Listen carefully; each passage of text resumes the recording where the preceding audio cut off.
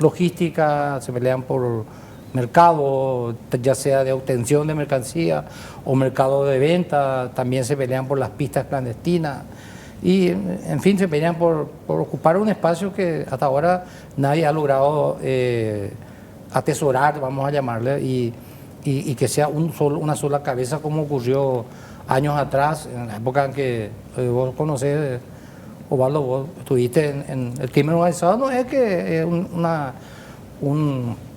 un hecho social que ocurrió hace 2 o 3 años. ¿Te acordás que el primer caso, uno de los casos más sonados de sicariato que se dieron en la post-dictadura fue el asesinato de Santiago Leguizamón? Y ahí ya empiezan a aparecer nombres que claro, hasta ahora nos resultan familiares. Claro, a eso apunto, ¿verdad? En ese momento, vos sabés, vos estabas por ahí, nos encontramos en varias ocasiones, ahí había una pirámide, entre comillas, perfecta. Podemos discutir que esté bien o no, o que haya esa permisibilidad. Claro, que se le permita actuar de esa manera, ¿verdad? Pero era la realidad y en este tema de la seguridad hay que administrar realidades y no fantasía, ¿verdad? Ahora, ahí te quiero interrumpir, porque esa es una cuestión que nos solemos debatir acá en el programa. Y hay gente que te dice, entre ellos colegas, acá Iván Leguizamón está de vacaciones nomás ahora, pero él me dice, se perdió el patrón. Y por eso no hay más, por eso está ocurriendo lo que está ocurriendo en la Mamba y todo esto. Cuando estamos hablando de la época de Santiago Leguizamón, el patrón era Fayamil. Sí.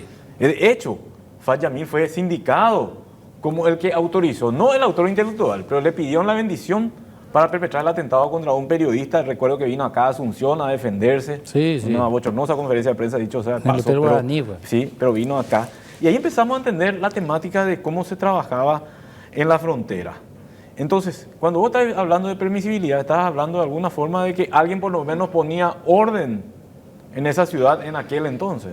Y eso es evidente, Osvaldo, y o sea que no estoy con esto descubriendo la pólvora, ¿verdad?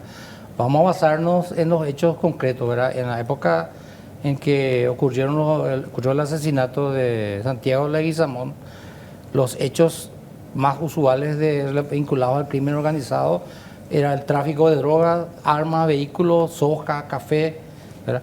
Y casualmente convergían todo hacia un grupo familiar que de una manera u otra otorgaba una licencia, entre comillas, para que cualquier grupo delictivo accione en alguna de esas ramas o rubros del crimen, ¿verdad?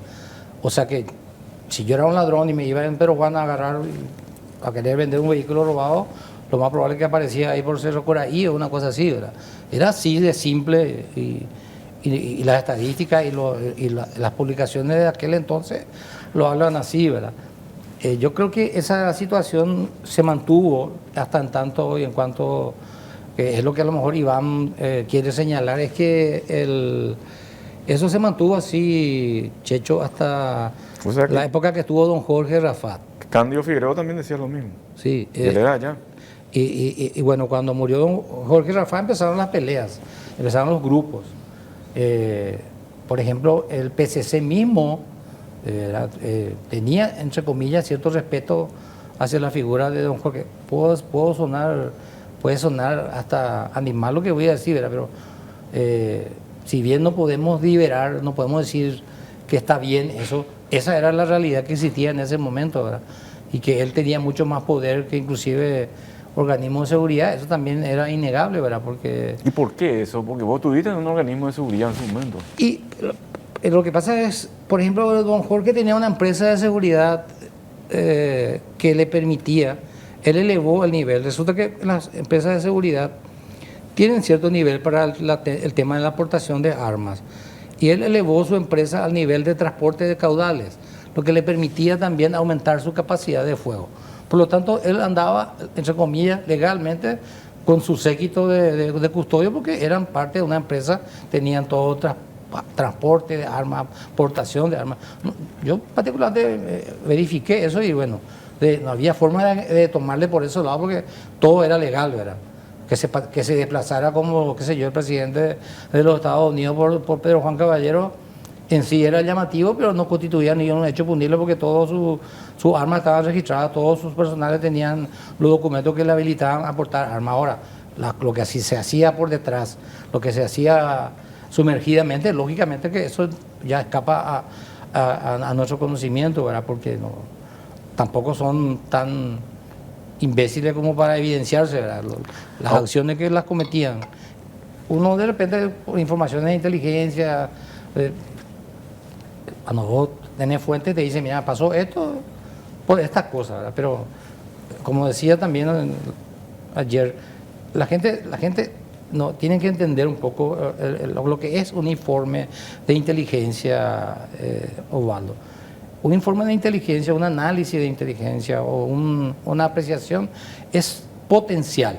No tiene la entidad, la fuerza de un parte policial, como nosotros le llamamos antes, o un informe policial, o una pericia, no. Habla de una potencialidad, de algo que puede ocurrir, de una situación que puede darse, porque la información que llega tarde ya no es información, por eso es potencial. Puede ser, puede ocurrir o una cosa. Esas son las frases que más se usan.